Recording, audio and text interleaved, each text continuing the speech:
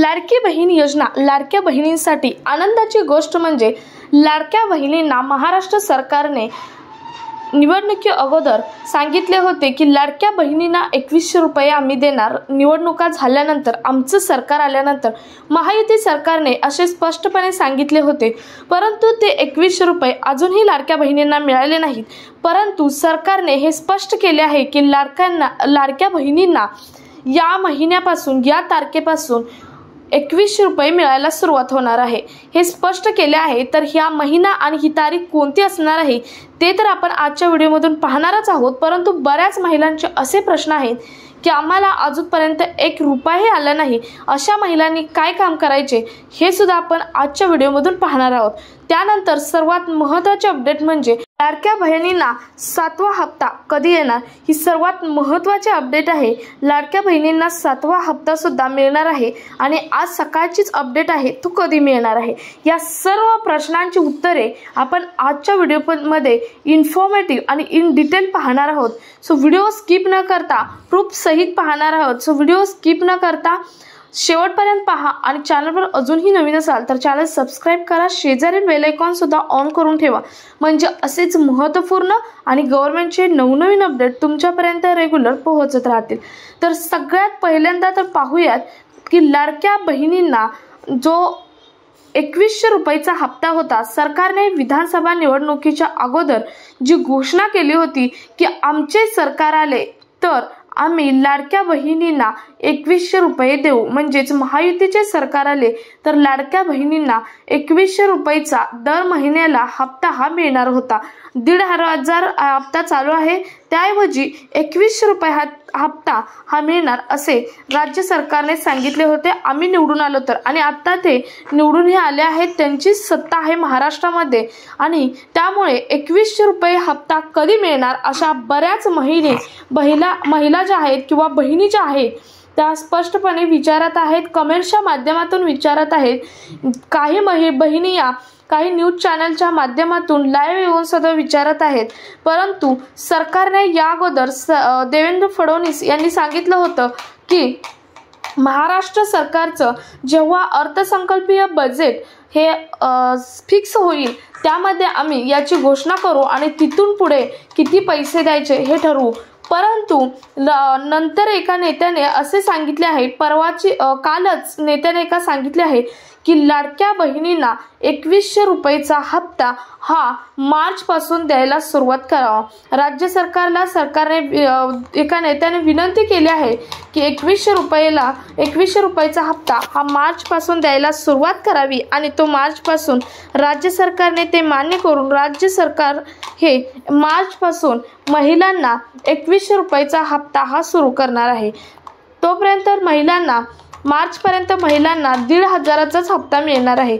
महिलांना 2100 रुपये मार्च पासून मिळणार आहेत। आता हे झालं तुमच्या पहिल्या प्रश्नाचं उत्तर। पहिला प्रश्न काय होता की 2100 रुपये कधी मिळणार। बऱ्याच महिलांचे कमेंट्सच्या माध्यमातून न्यूज चॅनलच्या माध्यमातून लाईव्ह येत असा प्रश्न होता, आणि त्या प्रश्नाचं मेन उत्तर आहे ते म्हणजे तुम्हाला मार्च पासून 2100 रुपयाचा हप्ता तुमच्या खात्यामध्ये लाडकी बहीण योजनेअंतर्गत मिळणारा जो हप्ता आहे तो हप्ता मिळायला सुरुवात ही होणार आहे।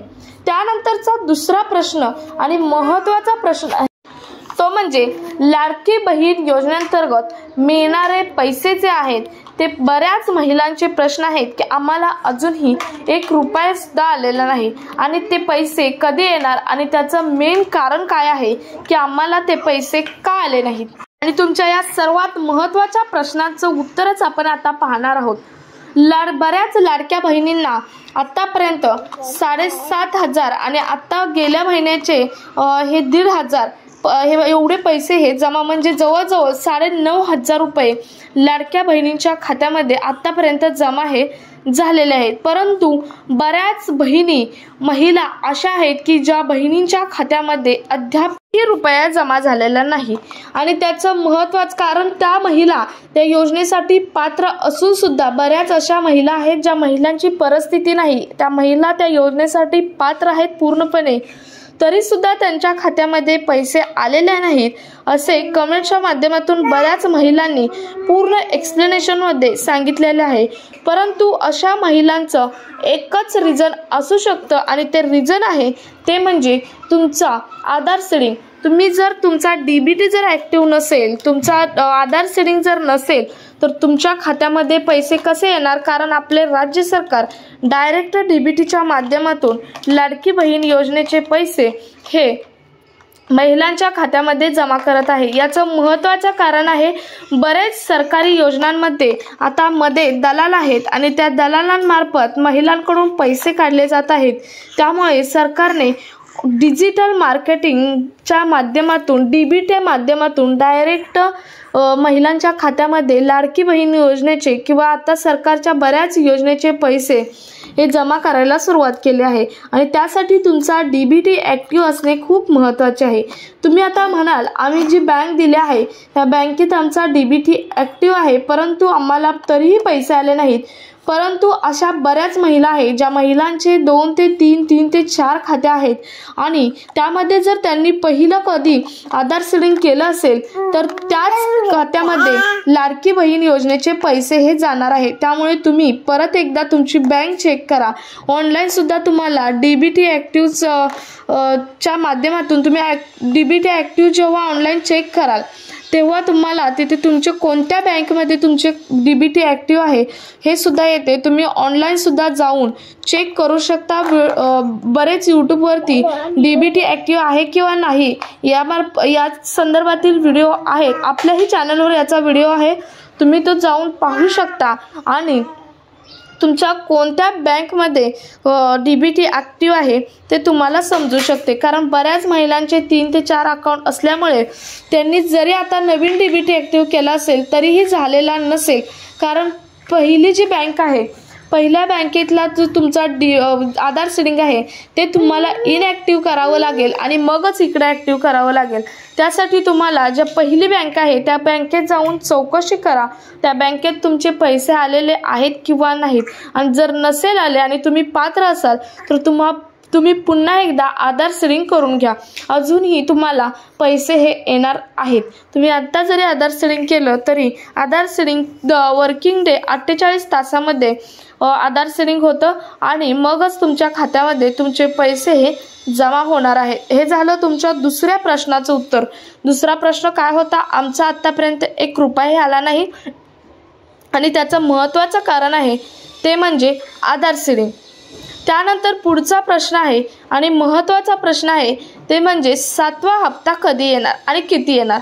तुम्हाला मेन तर 7वा हप्ता येणार आहे तो 1,500चाच येणार आहे। कारण आपण पहिला प्रश्न बघितला 21 रुपये मार्च नंतर चालू होणार आहेत।